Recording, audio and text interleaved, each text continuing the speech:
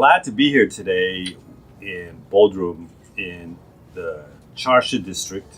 We're in Bodrum in Western Turkey, and I have the honor to be with Suha Özkan, who is the founder of the Bodrum Architecture Library. Suha Özkan is a fellow of the American Institute of Architects, and he has a long history in architecture culture globally. He was previously the Secretary General of the Aga Khan Architecture Award, and today he lives and works here in Bodrum. So today we'll discuss a little bit the Bodrum Architecture Library, and we'll discuss what he's doing here in Bodrum. But I want to start with Suha Bey to kind of talk about your background, where you're from, where you were born, and your education in architecture. I was born in Ankara in 1945, and then studied architecture in Middle East Technical University. Your family was, what did your father and mother do as in terms of, what were their names? My father, his son was a military man. My mother was a housewife, and they came from Mardin, Right. south east Turkey. Suha Özkan. Yeah, and he is the first generation who came at the age of 17. Right. With the military duty. And your mother's name was? Makbule. Makbule. And Maiden name? Erdogan. Okay. And that's easy. Okay. Erdogan. They lived in Maltepe district in Ankara. That district is now called Anıttepe. But when I was born there in a rural house, surrounded by orchards, that district is called Süleyman Bey Mahallesi, now where the mausoleum of Atatürk is situated. Then I studied in various schools, governmental schools, in that district and in various places in Ankara. Then I succeeded in the enrollment examination of Middle East Technical University. In what year? In 1963. And what high school did you go to? It was called Gazi High School, then Mustafa Kemal High School. I shared my high school education between two of them. Gazi High School is the one on Hergele Meydanı. It's a very important ugly building. Right. What can you say of your youth in Ankara? What was that like to be in Ankara in the late 50s, early 60s as a youth? Ankara is a city of culture and human relations. It is not a spectacular city of any values. The most important thing is the citadel and all the area around that. But even nobody bothered about it because that was considered something old and worthless. But city grew on a line to initiate new areas. The citadel, you're referring to the historic Roman area. Mainly Selçuk and Beylik period.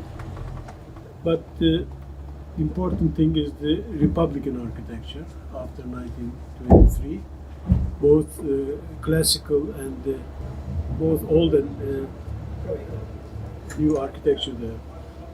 But new architecture, one period is Mimar Vedat and Kemalettin, right. Important. And Mimar Vedat's all documents are here, right. Because I purchased it from the family. And then that is the continuation of Ottoman architecture. But then Kemal Atatürk had his own sort of Bauhaus right. driven architecture, and all that generation of architects built Ankara. Right. So you grew up amongst this architectural setting. Yeah. Was that what you were interested as a high school student, and what you drove you to study architecture? Architecture was a sort of success of being enrolled in the most coveted school. Right. And I learned what architecture was there because I succeeded in civil engineering, city planning, and architecture. I selected architecture as being the most attractive one. So you go into the Middle Eastern Technical University in 1963, And can you describe what that culture was like? Who were the main professors and teachers, and what was that first year like for you? You know, the Middle East Technical University was established for University of Pennsylvania, and the main people who were established the setting and the quality of architecture and the discourse were all professors of Godfrey and people of that generation. You know, they set the rules of the thing. But when I came there, the instructors were mainly Turkish. Right. And who are these instructors that? They were all sort of taken up by these people, you know, University of Pennsylvania professors, and they had their master's degree in University of Pennsylvania came. You know, Orhan Özgüner was one of them, important figure.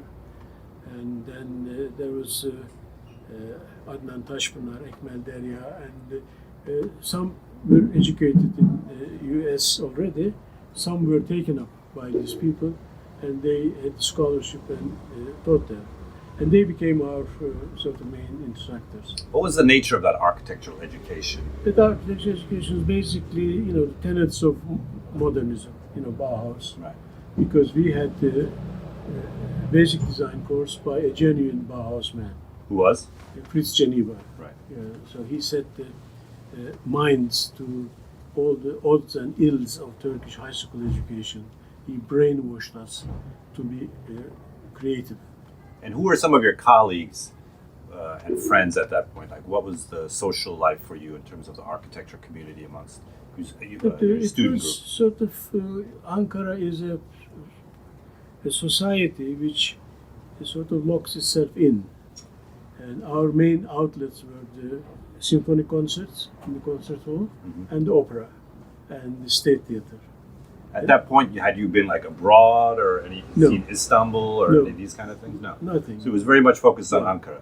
My first 30 years of my life was in Ankara, actually. Right.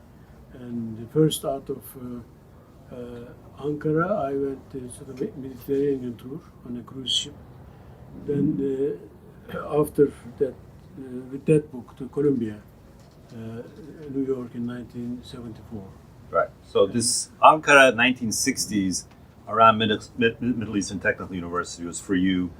At the during that education, what kind of projects did you do, and which one was the most memorable for you in terms of, for example, your last year project? Matthew has a sort of tradition of a basic course that is basic design, Bauhaus trained, and that tradition still goes.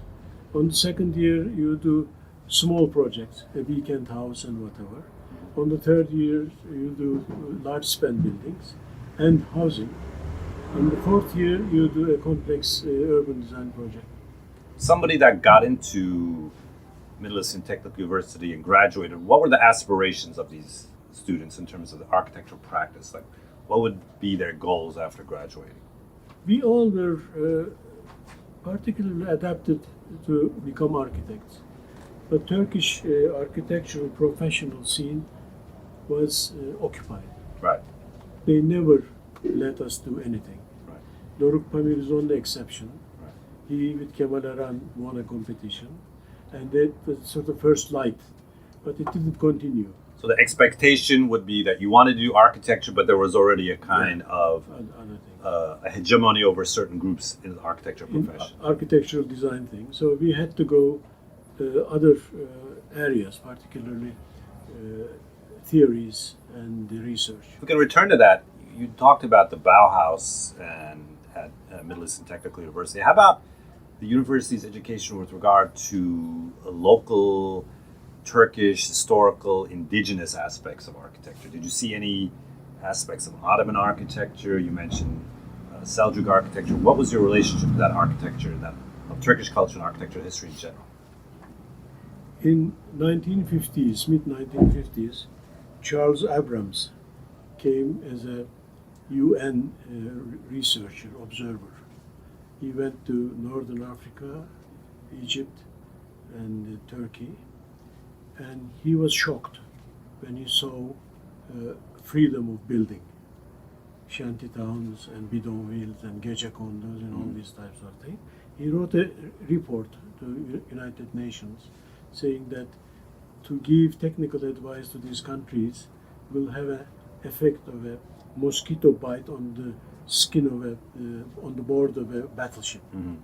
He said new institutions must be established to take care of these things. He was thinking of low technology, self-help, and whatever, all good values of last 50 years. And then at that time, Turkish Prime Minister Adnan Menderes, seeing this sort of bait, he gave a huge land, huge, almost, tens of thousands of acres of land, and said that we have the land, come and establish the university here. Right, right. So I was the first generation of people who went there. But in the meantime, there were many experiments with alternative technologies, building out of basically compacted mud and things like that. But Matthew did not follow the tradition. Right, okay. So the relationship to the local, whether it was vernacular or Ottoman or Seljuk, was limited. There was not much interest. In the courses. Yeah, okay. In the courses. So you graduated what year from medical? 67. 67. So you graduate, there's opportunities, perhaps maybe you can work in government, you can work in... What did you do immediately after graduation? Actually, after graduation, I was doing construction drawings for other firms. In Ankara? In Ankara. And I earned unnecessary amount of money with this drawings. You were a good drawer. Fair. Whatever, but this was the Rapido and the... No, Rapido, it's Graphos. Graphos. Okay. Graphos. And anyway, as I had this money, which I never thought of. What kind of projects were these that you were drawing? My drawings were, 1 square meter of sheet of working drawing. Of what kind of buildings? School buildings. School buildings, basically, right. for the Ministry of Education. Right, okay. Government work in some ways. Work for government. Yes. It was, given out to the private firms. Right. And they were giving the guidelines. I was doing the drawings. Right. And at the basis of 150 Turkish liras per square meter. Right, okay. And that was good money. Right. And after having this money, I said, what shall I do with this? Were you living at home? Were you living independently? I had a flat of my own. Right. But I then decided that I should invest this money into myself. Right. So I had a sort of shabby scholarship from Her Majesty the Queen of England. Right. And then I added my own earnings and I went to London to study at Architectural Association. Okay, and what year was this? It was 1969, 1971. Okay, and you go there as a master's student, correct? Or what was the capacity? For second graduate degree. Second graduate. You had a graduate degree? From the Matthew as well. So you had a bachelor's in architecture? 67. 67. 69. You got a master's in architecture in 67 from Matthew, then 1970, 71 from Architectural Association. Why did you decide to go to the Architectural Association? Because I was a mad follower of Archigram. Right, okay. And I wrote to Peter Cook. He said that, look, I don't have an office for you. Right. But come and study at the AA, we will dialogue. Did you know anybody in London or have any? No, you just went? No, I only person I knew was Peter Cook. Right, okay. So you get to London Architecture Association. What was different between that and what you had learned at Middle East Technical University? What was the nature of that Actually, education? in Middle East Technical University gave us the basics of whatever design is. But Archigram was flourishing then. Yeah. They gave me the mission. Right. I was sometimes badly sort of insulted and criticized. Right. But since the rationale was right, I always get AA from the design process. Okay. So you were a good student? The best. Right, okay. And what are the other students? Were there any other students not from Europe, I mean from England or Western Europe? We had the exchange program with Pratt Institute. Right. Every year, 4 students from Matthew was going there, and 4 students from Pratt Institute was coming there. Right. Were there any students from Arab countries, India, yes. China? Yes, no, not that. At that time, there was a spin-off of NATO called OECD. No, organization. I'll remember the acronym. It was a cultural economic organization between Iraq, Pakistan, and Turkey. Right. And they had scholarships. Oh, so there were those students from Iraq, Pakistan also? Basically from Pakistan. And how was the social life there at the AA? Who were you close to, and what kind of architecture ideas were you discussing then amongst the students? As I'm telling you, I had my thesis on the thinking of architecture, theory of architecture, and I had among my advisors Charles Jenks. He was more or less at the same generation. Then Paul Oliver, Sam Stevens. I did a thesis called Framework of Methodology for Design. Right. And it was a completely theoretical work. Then I was following up the happenings of Archigram with my admiration. Were you doing any private work or any other work on this? So that was 1971 to 1970-71. 70-71. Okay. And that how did you finish that? What kind of, was there a final project you did, or how did you? It was a thesis work, and the thesis work was evaluated, and I got diploma, graduate diploma in architecture, right, cum laude. Were there any Turks other Turkish architects in the community there in London? Did you have any interaction? No, I was on my own. There were a couple of Turks, but they were mainly working for GLC, right, in the planning department of London. So the early 70s, and in Turkey at that point there was also political problems in the late 60s, early 70s. Every 10 years at that time there was a political problems. In 1970 there was a 12th of March. Yeah. It was a soft coup d'etat. But at that time I was in London. Right. Did this affect your interest after AA to come back to Turkey, and what was your goal after? So you had two graduate degrees, and now what was your goal? I joined the university, METU, as an instructor for design. Right. And this is immediately after the coup, the 1971 coup. Frankly, coup didn't affect anything. University was there. I joined there, and coup had sort of bad wounds, but academically, unlike today. It didn't affect the university and the architecture school. So what did you teach there in the early 70s?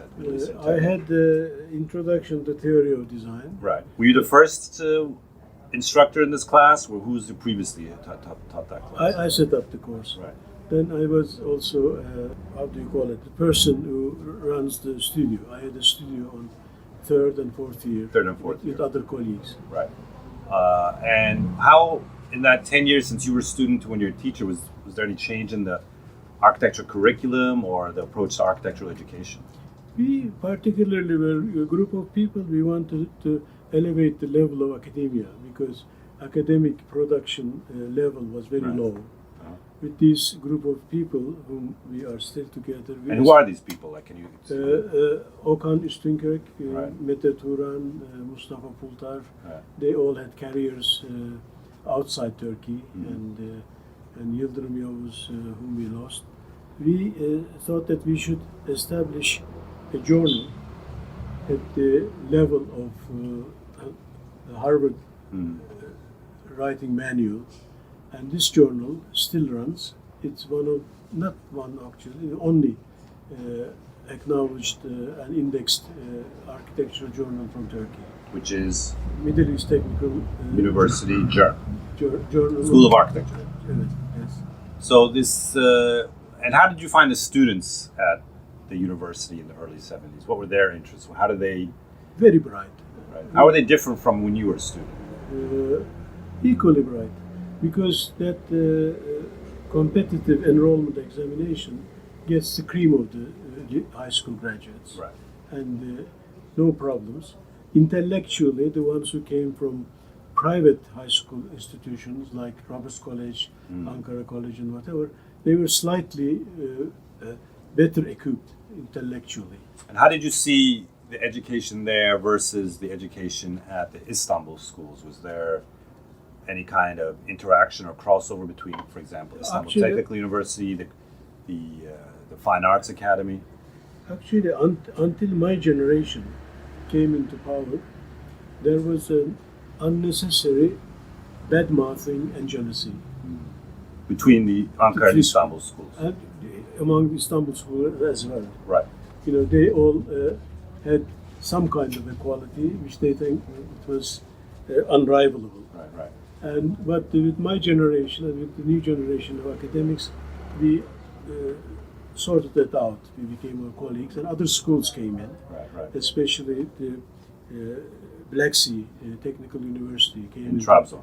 In Trabzon, Right. came into being with a very high level of education. Right. School in Izmir also.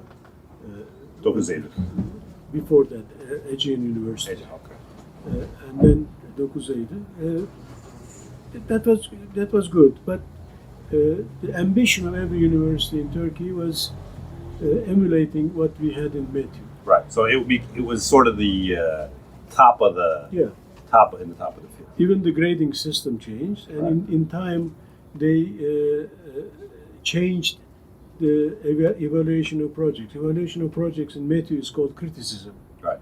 Their evaluation of projects was called corrections. Right. Interesting. Yeah, that correction concept changed it into criticism. But on top of that, they allowed judging by juries. Right, which didn't exist before. You know, the assessment was done by the professors on private. Right. So this was now a more open, transparent context. I think METÜ affected the whole education system in Turkey, including the grading. You know. Before, the grading was from 1 to 20, Right. 1 to 5, 1 to 10. Right. Then they realized that A, B, C, D, and grade point average and cumulatives and whatever were Right. healthy. That's Right. what changed. We're in Bodrum at the Bodrum Architecture Center that you founded. But in the early 70s, based on some of your theoretical work at Milli Technical University, you come here to Bodrum, correct? So in the early 1970s, you embark on a research project here in Bodrum. Right now we're at the Bodrum Architecture Library that you set up, and we're in Bodrum, in Çarşı district. Can you describe how this project came to be and what exactly you did and who you did it with? First of all, I must say that I came to Bodrum in 1964 as a second-year architecture student, just to photograph, you know. To photograph what in specific? Indigenous architecture, you know. Not the vernacular or like Greek, Roman, what was anything not you could historical, but the living architecture. Right. And the landscapes. And I fell in love with it because two of our professors, Gönül Tankut and three of our projects, Cevat Erder and Yıldırım Yavuz, showed the photographs, and we fell in love with that. I fell in love with that. I came here. At that time, to reach Bodrum was not very easy. You first come to Pamukkale, Denizli, spend the night there, then come to Milas, spend the night there, then they come on four-wheel vehicles to Bodrum. Is there a bus service? Is there a bus service? How do you do all this There was no bus service because there was no roads for buses. It was sort of mountainous thing. It was four-wheel vehicles, jeeps. You know, if you were working like dolmuşuz. Right. It took 4 to 6 hours to come over the hill to Bodrum. But then the road was improved on the same route. In 1968, it was more or less acceptable to travel, and there was local bus firms like Karadeveci and people like that. They still function. And then with that dedication and love, I got married here. Right. Yeah. What's your wife's name? Which one? Second? Or The first one, the one you married then. Now, and then you can mention the second one too, but who did you marry with? Zülal. Zülal, okay. And we married here, and in the Bodrum Municipality, and that was more or less indication of dedication of that. much later, we purchased a house in Aktur, and then started to spend our holidays here. But what came as a project was from Doruk Pamir. Right. Doruk Pamir was in Penn State University, and he was good colleagues from Rensselaer with Richard Plunz. Richard Plunz was transferred to Columbia. He had a grant, and Doruk said that this grant only can be spent meaningfully with you. But they said we want a survey of the vernacular housing in northern Nicosia. So in the winter of 1974, with Richard, we went to Nicosia, and Richard talked to Makarios, and Makarios kicked us out. They said that he wants no project there. And thank God that happened, because that summer there was the Turkish. So it was the coup d'etat by the junta, and then there was and the aftermath. And then we came to Turkey with Richard, and searched sort of a setting which would make us work let us work meaningfully in that. We went to the Eastern Anatolia, Northern Anatolia, and all over the place. And then a good colleague of mine, again the same person who introduced Bodrum to me, Yildirim, said that to go to this village called Akçaalan, and you'll find all the ingredients of your project. What are these ingredients? I'll come to that. And then we went to Akçaalan, and we realized that it was a village, another village, Karabağ, and seaside settlement called Karatoprak. All three of them came together and became a municipality. With Richard, we thought that we should establish a model which can display cycles of living, so that we can see how the families evolved, developed, how the houses responded to that, or vice versa, how families made their houses respond to their needs. So it's not just architecture you were interested in the kind of culture and society. Both of them, you'll see in the book, but these are not particularly, as you call, academic or scientific, more episodes, or anecdotes of life. But we did the two serious work. One was the cycle of grain cycle in our agriculture.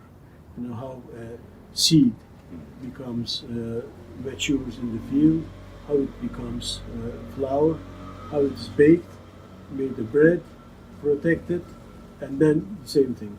So whenever this cycle breaks, it either breaks at the level of grinding, that is the windmills becoming obsolete, or ovens becoming obsolete. So whenever these things break, you see a sort of, I'll call it deformation, but you may call it transformation. Different things come up. The same thing was for the water. Water was very scarce in the peninsula. It still is today in some ways. Yeah, but you can pipe from other places. So as soon as a municipal pipe is brought to the village center, then the whole setting has changed. Because people come with buckets and the different movements evolve. A different social life. Social life is in consequence of that. Before, they used to go to the cisterns. So we searched all these things, and we only took 15 families. These 15 families were not identical. One was a violin maker. Violin maker? Violin maker, yeah. You'll read in the book.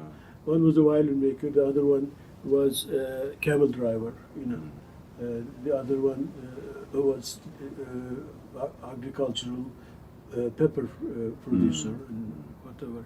And all these things come together. But in time, the little girls who were about on the threshold of getting married, to whom our students helped to put their dowry together, now they are grandmothers and grandmothers and the old generation of people. In short, that research became the first of its kind. But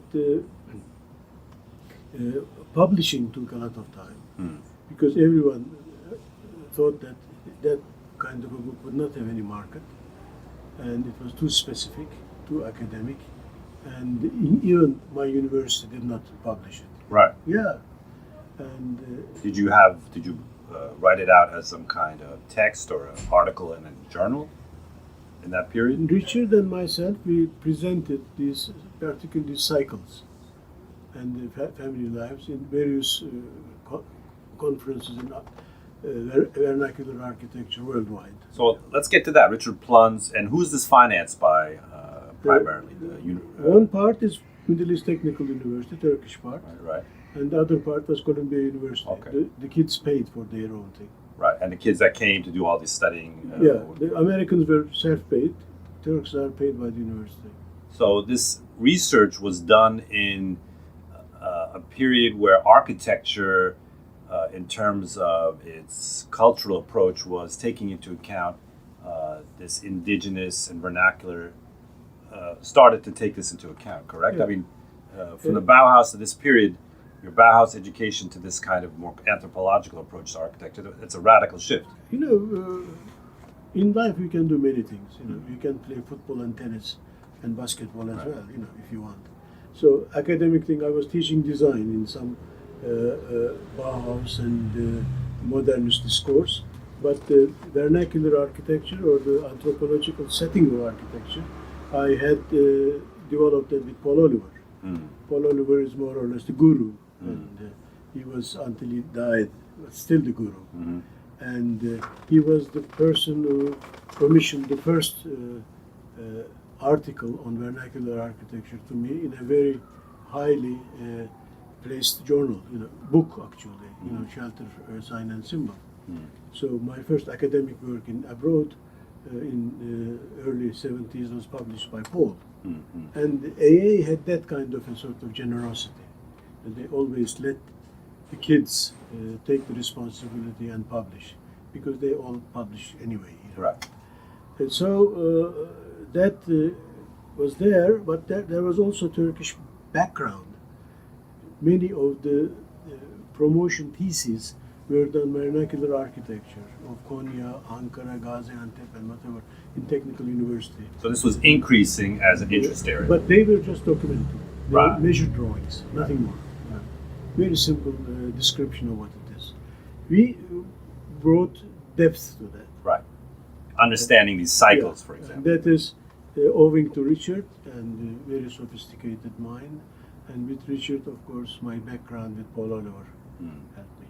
So this study in 1974, how long did it last? And how was... 8 weeks.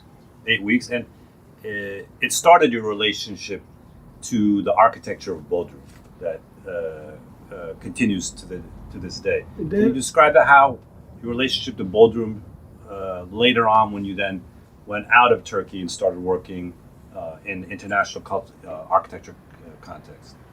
My dear, the problem with Turkish academia and publishing is rather, how do you say, sad. Because what they do is that they get a very talented photographer and the author writes captions to that. Okay? Look at this books on Sinan. Every book is like that. Put the photographer and describe what it is. Yeah, I can see that what it is. Just tell me how it happened. What were the technologies, materials, methods, economies, and whatever. So your book, Turgutreis 1974, which was published initially about 10 years ago, was actually the first time you actually put this together after your initial research. Frankly, George Brasiller was supposed to be our publisher because he respected Richard very much, and he more or less promised. He had a pledge to publish this book. But when we finished this thing, he committed suicide and he lost his life. So then we were left without a sort of publishing end. And frankly, we didn't care. We took bits and pieces and presented here and there, keep the discourse. Richard did on his own, I did on my own. But I was particularly interested on the windmills and wind technology. I did major pieces It's on it. always windy here. And always windy here. And the people, the reason for that is basically it was the prime mover from 17th century onwards, from Palestine all the way to Spain. So this energy used yeah, from windmill for grains, olive oil, things like this. also pumping water. Pumping water. Anyway, but when I finished this thing, I invited the students, and my publisher, the person who publishes my books, Kenan Bey, Kenan Kocatürk, he had a sort of pre-publication. You can see that. It was basically sophisticated Xerox technology, bound, and it looked like a book, 50 copies of each. So the students saw that and they embraced it. We didn't say that this is not a proper publication. Okay, it's a publication. This is in the late 70s, early 80s? No, this was in 2016. Right, okay. 2016. Right. And when people saw that, there was a demand all over the place. Right. And the current mayor, Ahmet Aras, he saw the thing and he said that I can publish this. Now it is pervasively available through Bodrum Municipality. So it's Turgutreis 1974, authors Richard Plunz and Suha Özkan. So you left Turkey in the mid-70s to work as the Secretary General of the Aga Khan Architecture Award. What was your relationship with Bodrum after that? Because you weren't living here in Turkey anymore. Let us just roll back a bit. Yeah, go ahead. At Middle East Technical University, I realized that in order to do something or anything, you have to seize the power. You have to be significant authority. So I got myself appointed as the Associate Dean of the Faculty of Architecture. And who was the dean? Mustafa Pultar. And then soon after that, in 1978, Mehmet Kıcıman made me the vice president of the university with the most explosive portfolio.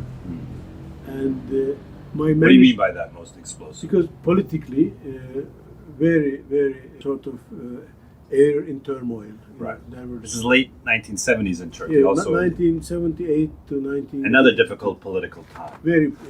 Very much affected everything. So I was in the middle. So the coup d'etat in 1980 happened when I was the vice president of the university. Right. So that's not very important. But what I tried to do is that to bring the level of publications, the quality of Western university levels, and do things which allows people to communicate. At that time, we didn't have Xerox machines. Right.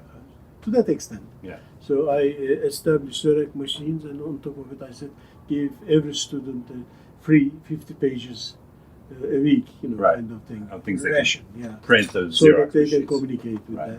that. And I was criticized for that. Why aren't they paying for it? I said, look, then you put another barrier on it. Right. They can do it outside.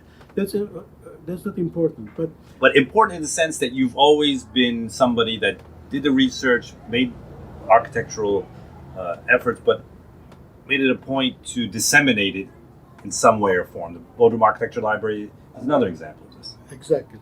So what happened is that in 1982, the late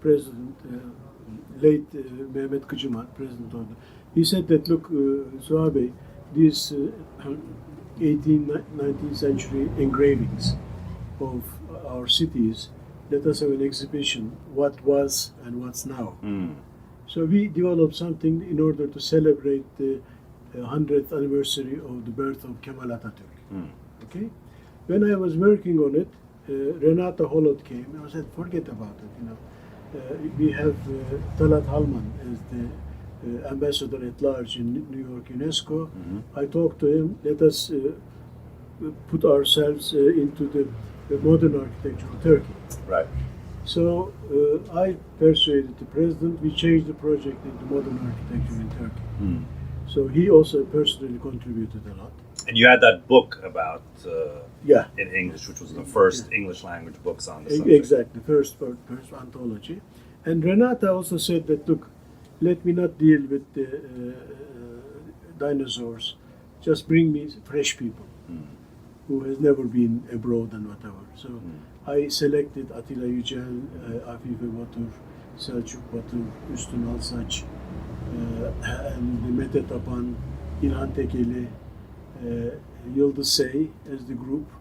We had an exhibition which I prepared at Matthew, and we had a seminar in University of Pennsylvania, and consequently the book. Right. Okay. And at that time, there were sort of things which I should not take your time on it, but I happened to be a sort of sympathetic manager of the whole event.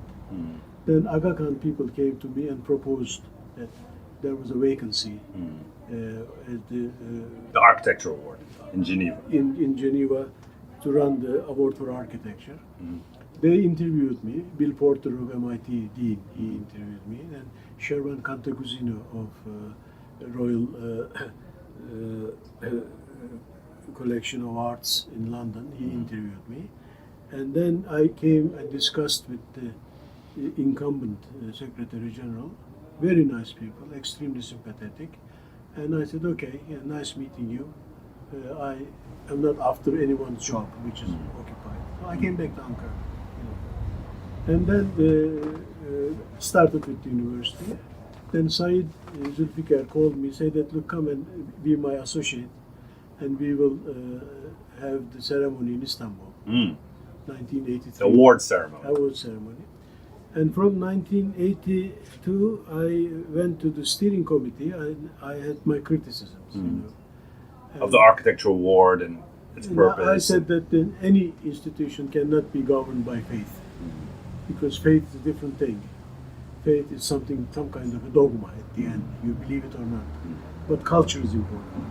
So at that time, they already removed Islamic architecture. Aga Khan Award for architecture it was. They already, and they particularly liked my attitude in a way. But then they gave me the position, but that position was basically a consultancy position.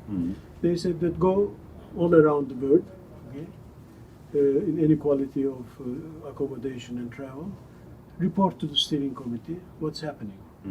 So that is the grassroots of Aga Khan Award for Architecture. You were kind of a reporter at large. Yeah, I went to architectural institutions, particularly their grassroots, new graduates. All over the Islamic world, primarily. Not necessarily. I even went to South America because there is a sort of, how do you say it, population which displaced themselves during the First and Second World War, and they were called Turcos, you know. Lebanese, etc. And there are also pockets in England. Right. There are pockets in the United States who would be. So we removed the Islamic because it's ideological, instead of architecture for Muslim communities. Right. So if there is 5 Muslim, 95 other faiths, we didn't care. Right, got it. Because the problem is the same, people are the same. Anyway, so Aga Khan had a tremendous transformation of widening up. And it really went This is the up. early 80s. Early 80s, 1983, 84, especially 84 onwards, I was on the board with a title, Deputy Secretary General. And at the end of that, 1989, 1990, Said was hired from UNESCO. He wanted to go back to UNESCO, and he told His Highness that he should not search for anyone else because I was running the award anyway. Right, in the late 80s, the Architecture Award. Yeah, and from 1990 onwards, I was the Secretary General on the award until 2006. What was your relationship to Bodrum during this period, and how did you see developments in Bodrum from afar? Architecture, archaeology, vernacular? You know, at that time, until all that tenure in Geneva with the award, my eyes were for the wider world, frankly. I didn't care much about it, but we were spending holidays here. Right. Which locations were you at? Aktur. Aktur, which is in Bitez. Bitez, yeah. Very nice sort of... You were coming for the summers. Summer. Summers only, you know, and they had a very small house. Ersen Gürsel's architecture is very, very calm and soothing and harmonious. That project Aktur,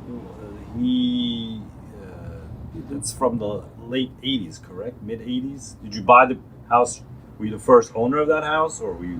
We were the second owners, but that was in 1984. Right. And the place in sort of full shape. Right. And we basically lived there. And then my life has changed in Geneva. And then I left that house to my ex-wife. Mm. And I forgot about Bodrum. Mm. I went to Çeşme. Right, okay. So in about 10 years, we spent our holidays in Çeşme. Right. We had a cooperative there. Right. And then when I retired from the Aga Khan, I realized that I made a big mistake, sort of being cross to Bodrum for wrong reasons. You can imagine. And then we came and bought a house, or sort of sizable flat, I would say, in Gümüşlük, Right. which you still keep. Yes. And then while Which also another Metu group. Yes. Again, Metu group doing architecture. particularly sort of Devgenç Right. and Metu. What figures were part of that project in Gümüşlük? Any other architects that you can name? No. Okay. No, I think it was a makeshift thing. The developer was a very sophisticated man, Suha Özkan. He was also the producer and financer of Yılmaz Güney. Right. So, A film director and film producer. director, insignificant architecture. But he was the contractor of that project in Gümüşlük, Bodrum. Developer. Right. Developer. He sold it to you guys. Yeah. Right. So he sold to his friends. Right. So I bought the second of that. And when I spent one winter there, particularly painting, because my second wife, Yasmin, was still in UNDP in her director's position. And you have a kind of secondary career or third career as a painter also, correct? Yeah, I like it, releases energy. Right. Anyway, but I always did it for myself anyway. Right. But I opened, 6-7 exhibitions Yeah. in Atatürk Kültür Merkezi, Right. To that extent. When we go into that, we cannot get out. Okay, let's stick to Bodrum. Let's stick to Bodrum. We're in Gümüşlük. Gümüşlük. And then there was a development of 5 houses near Ertegün's house. Right. Very, very close, actually. And a friend of mine was developing that. I wanted to buy that. This is in Bodrum, very close to where we are now. But that house was next to Mausoleum. Right. At that time, a group of people wanted to develop that area with an international competition. They asked me to be the organizer of that. Right. And I decided not to buy the house Right. because I thought it would generate bad smell. Right. And then when Mr. Mehmet Kocadon came, Who was previously a mayor and important economic figure. in this. he scrapped that project. Right. Then I bought the same estate, paying more. So this is in the early 90s? This is this is in 2009. Not. Okay, in 2000. So you're back in Turkey, you retired from Aga Khan, I got back to Bodrum. I came to Bodrum in 2002 Yeah. and lived in Gümüşlük for a while. Yeah. Then I realized that there was no life there. Right. So I wanted to be in the center of the Right. city. So I bought another real estate Yeah. for that. So you're semi-retired, you're still working, you're teaching, you taught again at Middle Eastern Technical University, but your life is centered around Bodrum at that time. I could only work for 3 more years at Metu. Right. There's a sort of age. Right, okay. So at the age of 67, I fully retired. Right. On my birthday. And you were here in Bodrum and you started to, for example, can you describe this library that we're sitting next to? What was I will come to that. So we are rather distributed as far as the lodgings are concerned. Right, We okay. have a house we still have it, not now rented, in Geneva. Right, We have a house in Ankara. right, We have a flat in Istanbul. And all through these places, there was about 20,000 volumes of books. 20,000. Yeah, and the same amount of documents. Right. So I thought that if I let them like this, when the time comes up, Yeah. they will be scavenged, Right. and distributed. And I said, let me put a package around it. Right. That package should be so good that would live with the books. Right. So the slogan of this place, all through my life, I bought books for my house. Right. At the end, I bought house for me. So the Bodrum Architecture Library basically is your collection that you accumulated throughout your life. Of how many books do we have here? Now we removed quite a few of them to houses which were not architectural. Right. The books on psychology, politics, and geography and whatever. But here there are at least 12,000. And what exactly does the Bodrum Architecture Library do in terms of architecture here in Bodrum? I will come to that. It doesn't have a particular purpose. Right. First, it was to keep the books together. Mm-hmm. And in order to keep the books together, I must say that after me buying this house in shambles. Okay. And what is this house exactly? What is this building? What was This building was the rural residence of the 9th mayor of Bodrum. Right. Okay. Sarı Ağoğlu Ali Efendi. Mm-hmm. And it was in relatively bad shape, but no structural damage.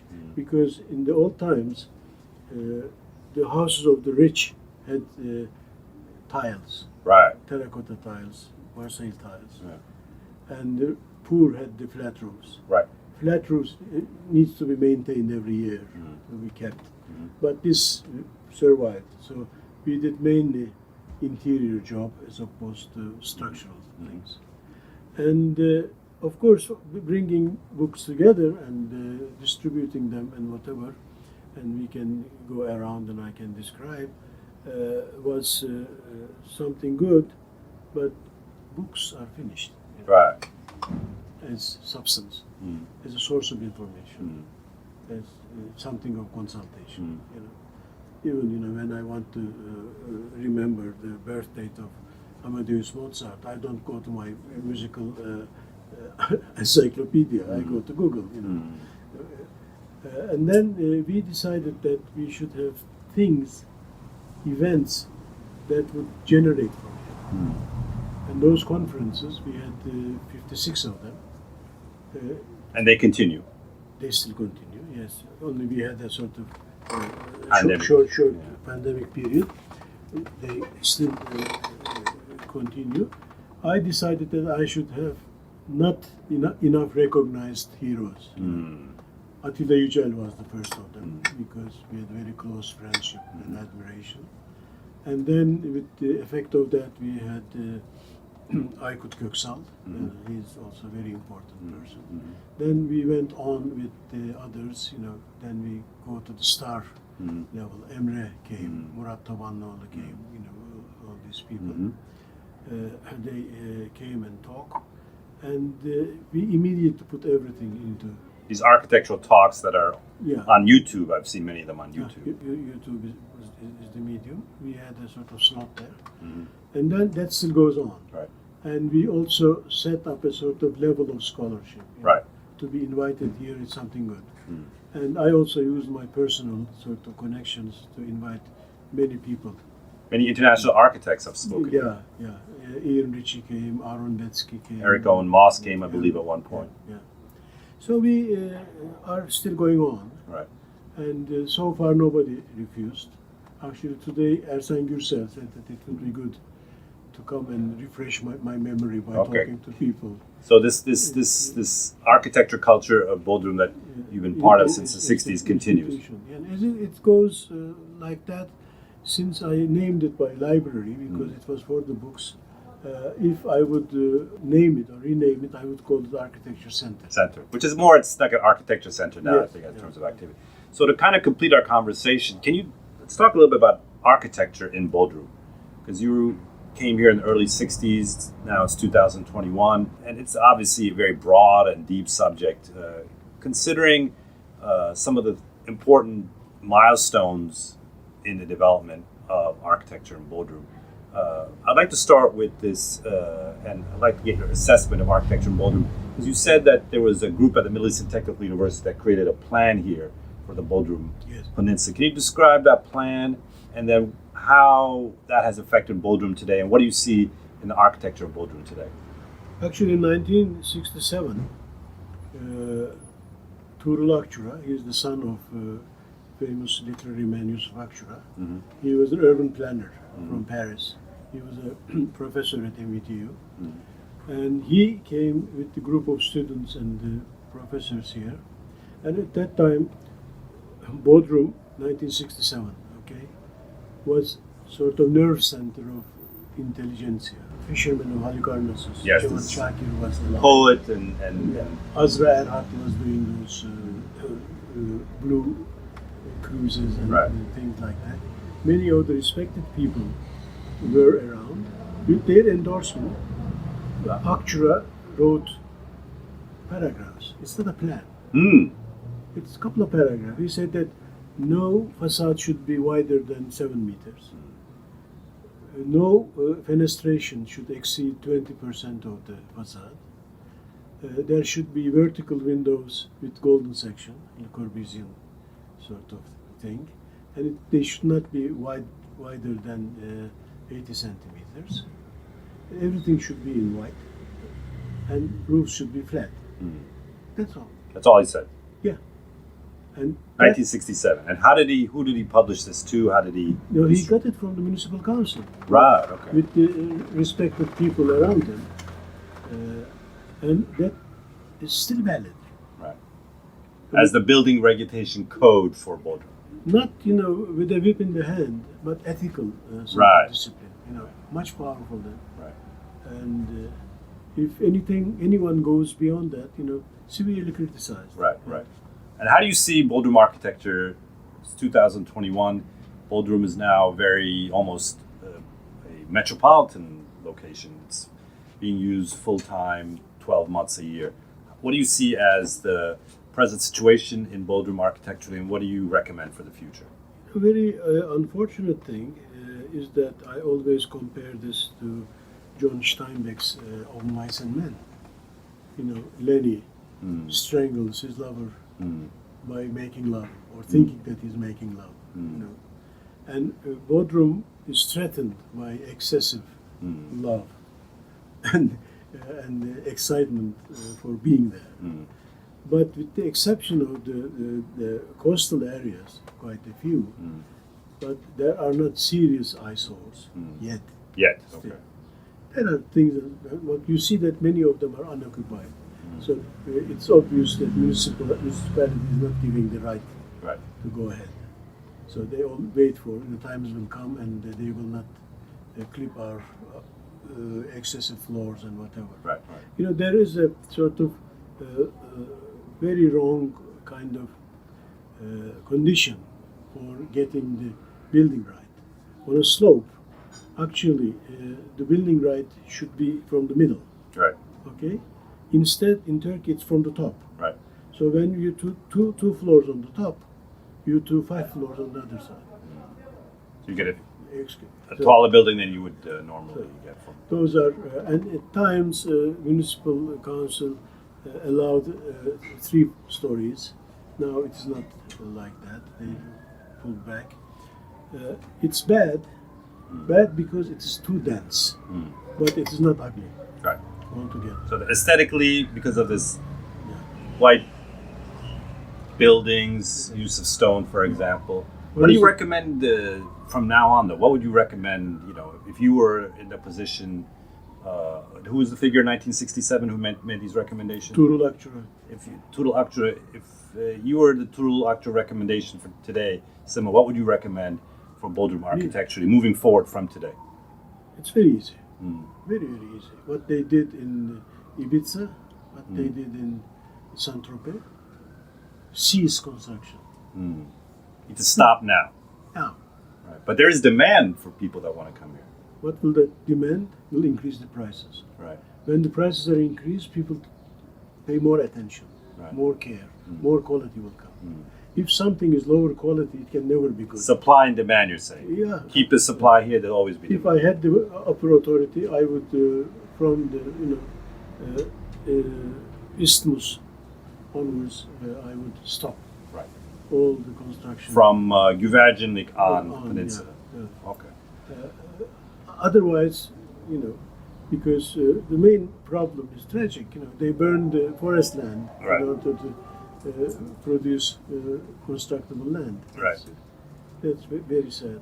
Apart from that, the regulations are not applicable because everything is the upper hand is with the central government. Right. Before it was not like that. Before everything was at the municipal council with the authorization of the Ministry of Construction. Now it's reverse. Right. So I want to thank you, Suha Bey. Okay. This was a very enlightening conversation for me, and I want to thank for your great insight and time. We were here at the Bodrum Architecture Library on July 15, 2021, talking about architecture in Bodrum and Suha Özkan's background. Thank you very much. Okay, Gökhan, our long friendship is sort of capped Exactly. capped with that as icing on the cake. Yes. And I'm very happy to talk with you. And I also admire and respect your memory, sort of guiding the whole conversation the way you wanted it to be. Yeah, I hope hopefully for generations after us, I feel responsible to make sure they know everything, any detail that is not written down. So now we have this digital thing. So Suha Bey, in terms of Bodrum's future, if you were in the position of Tuğrul Akçura in 1967 and had to give a recommendation for architecture in Bodrum now and moving forward, what would be your recommendation? Frankly, I would do what has been done in many precious European towns. I would stop all the construction. That was like that in Saint-Tropez, Ibiza, even in Paris. When they needed development, they invented La Défense. They said, okay, go and build there. Don't touch our city. And that can be done throughout Bodrum Peninsula. So you say stop all construction from now? Of course. People will say that will increase prices. And I think that will be something good. Because if something is less of a value, nobody will care. But if it's a highly valued Supply demand, as you said, that's how it is. But that requires a good, powerful central government and legislation, and that can be done for many places. Mardin is the same. Antep is the same. Many places are still intact. the heritage, architectural heritage is intact. Architectural heritage and the development. The problem with the Bodrum Peninsula is that development is at the cost of nature. Right. And that's unforgivable. I want to thank you, Suha Bey. Suha Özkan, I feel, is, for me, been a personal model and his literature. So I want to thank you for the time to talk to you about this. It's been a pleasure here at the Bodrum Architecture Library, which Suha Özkan is the founder of. So I want to thank you for your time and look forward to discussing Bodrum and Bodrum architecture in the future. So thank you for your time. Okay, I thank you for your incisive comments and good memory and guiding me throughout. And our long-time friendship culminated in a product like this. I'm honored. Thank you. Thank you.